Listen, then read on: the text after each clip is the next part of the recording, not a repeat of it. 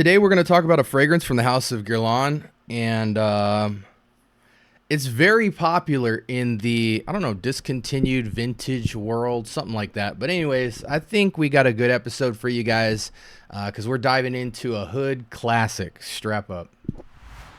Okay, I watch that head move side to side as I let this in into the room. You are on top, let's connect minds. Trying to get into a mood. We gon' be fine. Close up the blinds, no rush. Finish the food. All right, welcome to the Scent Bubble. I am your host for the afternoon. Today from the House of Guerlain, we have good old-fashioned Mitsouko EDP for women. Let me see if I can read you guys anything special about this. 4.13 out of 5 rating out of 3,600 votes. So quite substantial, creeping into mass appeal territory, but definitely as far as the rating, this is something you should at least put your nose to once in your life. And not just women, even men, because it's a classic. So, well, we'll see in my eyes, but, you know, as far as what people say. Mitsouko Eau de Parfum was launched in 1919, so vintage for sure. Nose behind this is Guerlain. And is there any story to this? Not that I know of. I believe Chypre Fruity fragrance for women. Let's go ahead and dive into this. I am going to apply this bad boy to skin. I will not be sparing with it either. Just want to see what it does on skin. And then because I don't have the Addy on this one, we are just going to dip the test strip and get that thing lathered up. Let it dry down for half a second. Let's do a little hunting and gathering while we let these dry down. Let's switch screens with me for half a second. What's the story on Mitsouko Guerlain?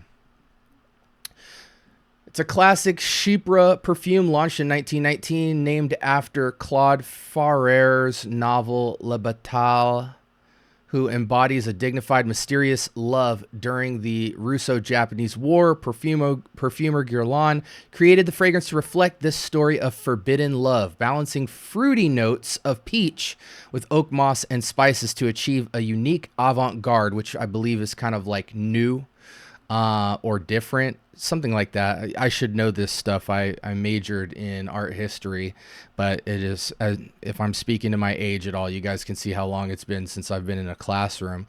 But yeah, so it was supposed to be innovative for the time and reflect a forbidden love kind of vibe, and it was made after somebody. Okay, let's go back out to the main screen here. Initial thoughts.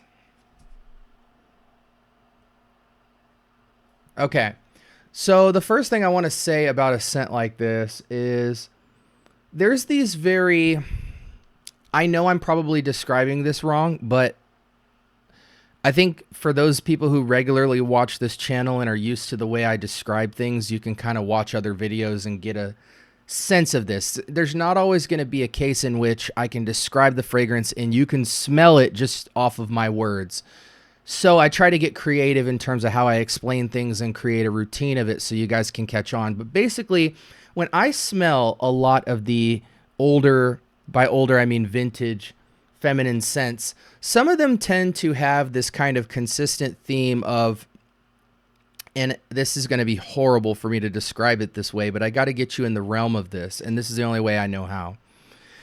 Either kind of like one of these three ideas and concepts. One is kind of this diaper smell, like this fresh baby diaper smell. It's a somewhat dense, kind of juvenile, angelic, even like a face oil or a face cream type of scent profile. Sometimes it's aldehydic, sometimes it's powdery, sometimes it's just like this watery, dense chemicalness that immediately evokes like youthfulness or new life or femininity.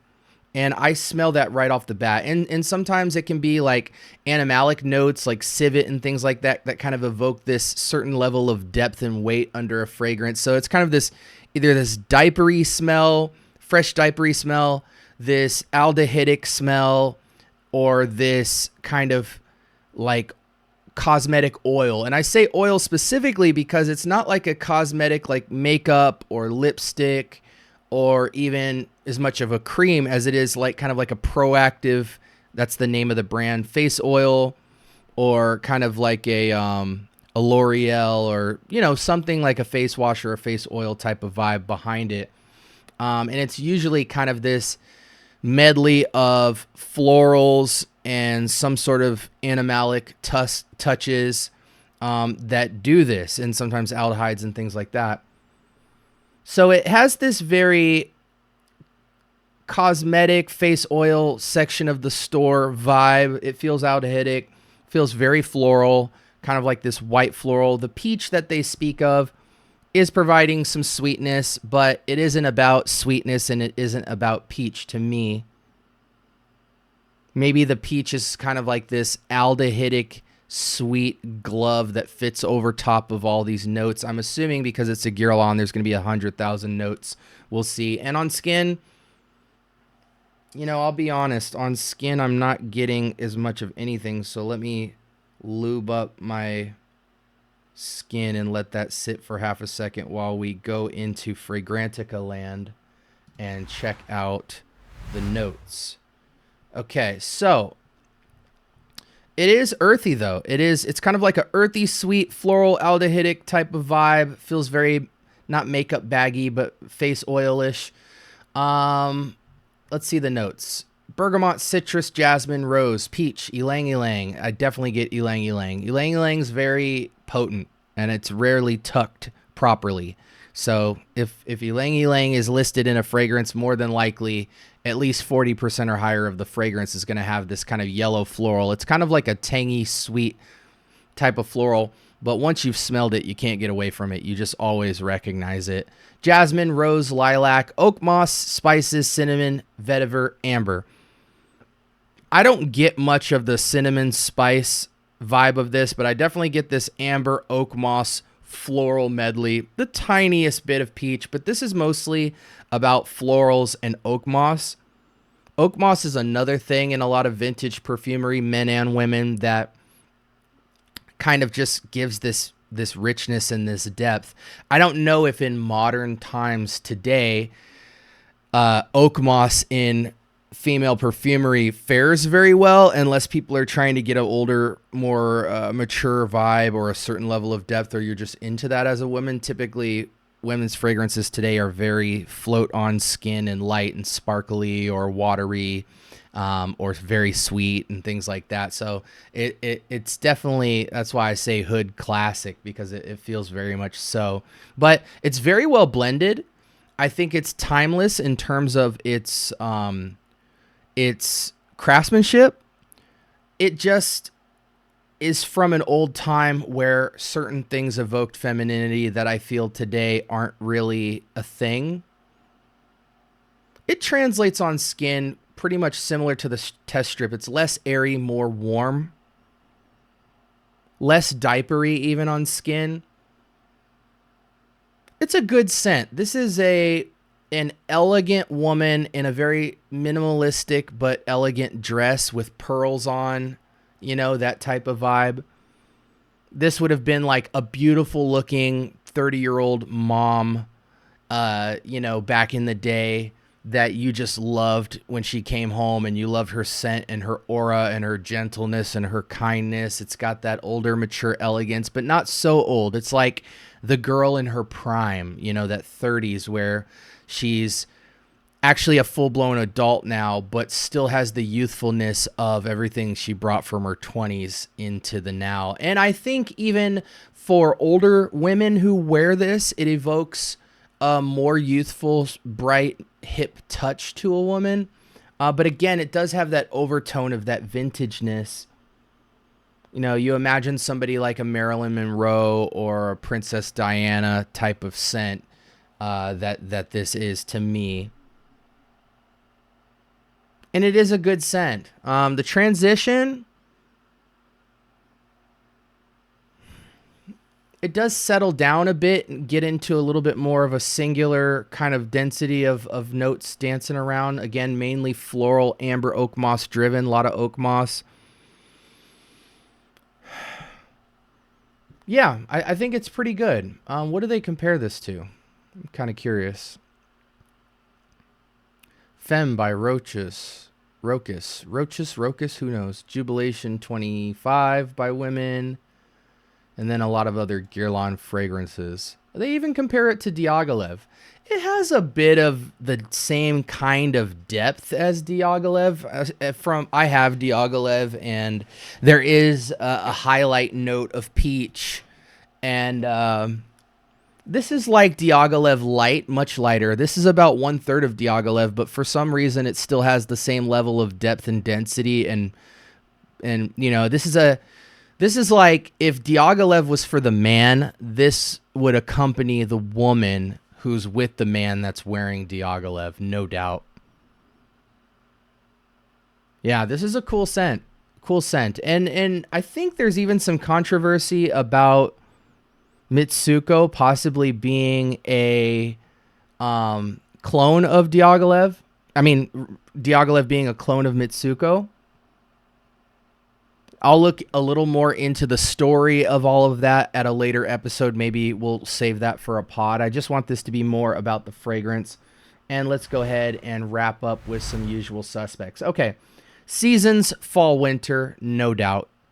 Evening, a cool evening during spring, summer, sure. But again, remember, it's got that elegance. I don't really think this is date night as much as it is just woman in her prime wearing a vintage classic. I do think it could be timeless depending on the aesthetic that the woman is vibing with. You know, she's dressed well, she's polished up, but she has a bit of character in terms of not being this modern. This is not a scent where it's like, what's that brand? You know, this is not a Lululemon type of, what's the other brand? There's this brand all these women buy stuff online from, I forget the name of it, but this is more of a timeless elegance that has a certain look to it. You know what I'm saying? Again, Marilyn Monroe, Princess Diana type of look, vibe. Very nice. Fall, winter sprays on this. I think 4 to 6 is going to be super, super good. It's a women's scent. Occasions. This is just super upscale, elegant, casual into somewhat semi-formal. I don't think you can dress this up too much, but maybe you can. I'm not quite sure. Again, I'm speaking male's perspective on women's here, so maybe women might feel they could dress it up even more. But I think it's a very elegant woman's upscale, casual to semi-formal type of scent. Not really date night or anything. This is just a woman in her bag, fully aware of herself, fully in control, loves herself, loves what she brings to the table, doesn't need affirmation from anybody. It isn't a boss chick type of scent, though. This is angelic elegance, not kind of this female dominance or anything like that, or like I'm independent doing my thing, this kind of hipster modern ideology of women to feel like I don't need a man to pay my bills type of thing. I mean, this evokes that the type of woman that would wear this feels that way, but it's not screaming that as a fragrance, if that makes any sense at all. The attitude, we went over that. Who would wear this? I already mentioned that. As far as age for women, I do think it's ambitious 25 to 30, but 30 and up, and 30 all the way up.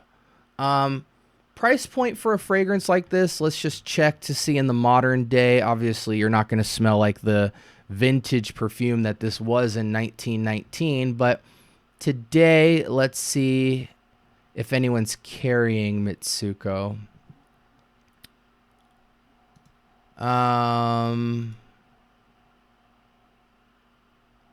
Yeah, so they still sell this in EDP, and I think even a Parfum. And they're selling it from anywhere between 70 to like $150, depending on the concentration you get. So definitely get your nose on it. I don't think as a woman this is like blind buy worthy or anything for like that, but for something made in 1919, this is amazing, and I do think it is very nice. Alternatives to this, I don't really consider Diaghilev at this current moment to be an alternative, because Diaghilev feels like in extrait of this, like it's even more powerful, and even this is quite powerful. Diaghilev's like 1 or 2 sprays max type of scent, even though it smells quite in the wheelhouse. But again, Diaghilev, I think, is a masculine scent for sure, in my opinion. Let's see what they categorize it as. They do say men and women. I do know of some women on YouTube I've seen who have Diaghilev, but they feel like women who are very much cultured in perfumery and maybe have grown up around Guerlain fragrances and stuff like that as a kid. You know, women that are easily 35 plus, or just enthusiasts around the 30 and up age range. So, I mean, Diaghilev certainly could be an alternative in that case, but women, I think this is more gentle, more beautiful, more elegant, less growly. Diaghilev is very much, you know, I always say the president of the United States or Vladimir would wear this, or, you know, in terms of Diaghilev. But anyways, so that's my take. This was the Eau de Parfum concentration of Guerlain's Mitsouko. I'll have some more story about this. I think this dries down much better than the opening. It gets a lot smoother, both on skin and on test strip. But like, comment, and subscribe. More importantly, turn on that notification bell.